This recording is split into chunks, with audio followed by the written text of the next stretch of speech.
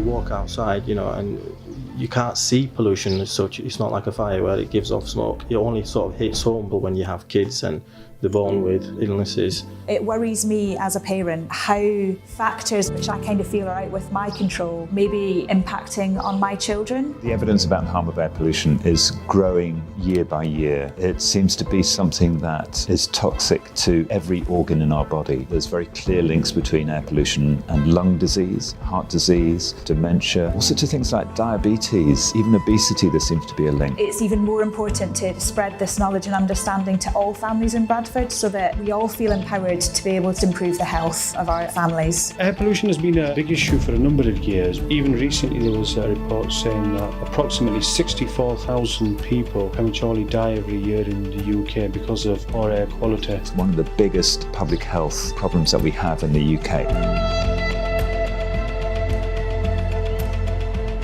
100 years ago in Bradford and the other northern cities, we would see the air pollution. You could see the black smoke coming from the chimneys.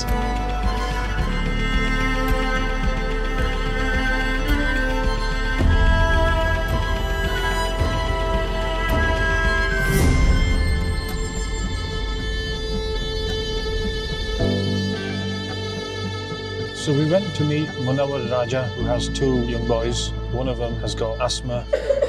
Hello, little manager. What are you eating? Cheese strings. I eat. Oh, you're eating cheese strings.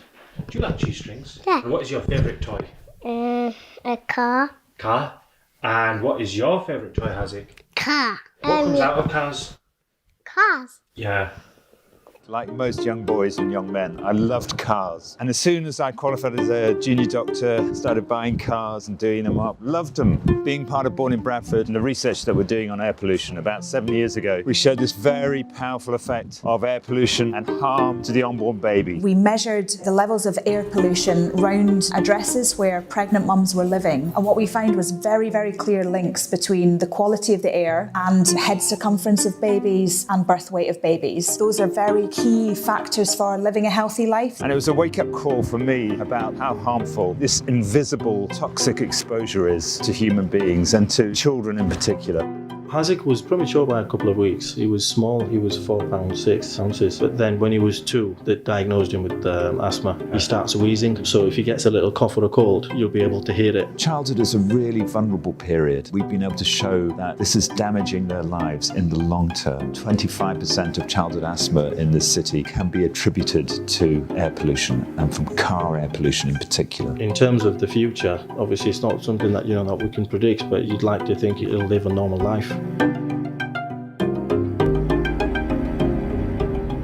A lot of children's exposure to pollution comes during the commute to school. We are aware of parents leaving cars idle whilst bringing children into school, in particular in the mornings during the rush hour. Sometimes you feel as though you can be powerless about it because everybody keeps driving around still. It's sad, but it also inspires me to help the children that live here to try and make changes that are going to improve their quality of life. I really hope people can start noticing it more. People understand the importance of it, but it's about how we make it as easy as possible. If it's easier to travel actively to work than drive to work, if you're stuck in traffic jams and there's no parking spaces and you're being charged money, which you should be, for polluting the air, then people will think of alternatives. And I think as health professionals, we need to do the same. We need to be early adopters. And I sold my car.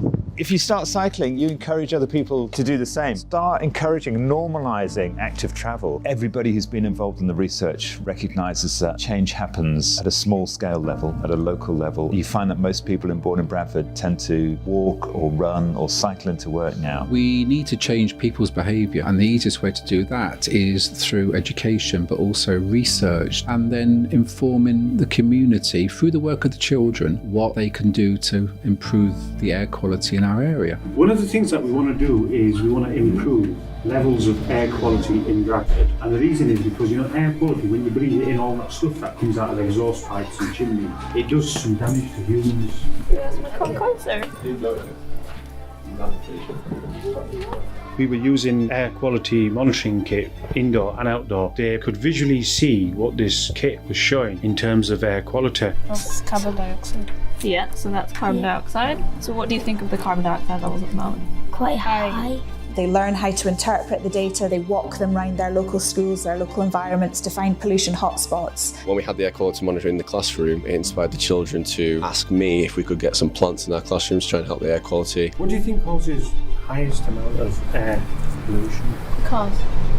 What are your hopes for air quality? What do you wish would happen? I wish the government, it takes all gas cars away and then gives people free electric cars. Here are the personal, local issues for us. What do we as a community, what are we going to do about it? The children are the future coming through, and it's going to be ultimately them that have to take on the pollution that we leave behind, and the children that we teach that are going to have to deal with the issues. So the more informed they are about those decisions, the more they can try and do something about it and trying to make Earth a cleaner place. I think the school should start campaigning for better air quality. Like in London they started doing this, so why don't we start it? Because we're big contributors to it. There's an element of us using our young people to try and change behaviour of adults within the city as well. We really want to inspire the next generations of researchers. I'm sure from Born in Bradford that we're going to have a massive increase in the amount of children and young people who want to look at science, technology, engineering and maths, because they can see some really exciting stuff that we can do with that. If we can change the way they see things, we can definitely change our future.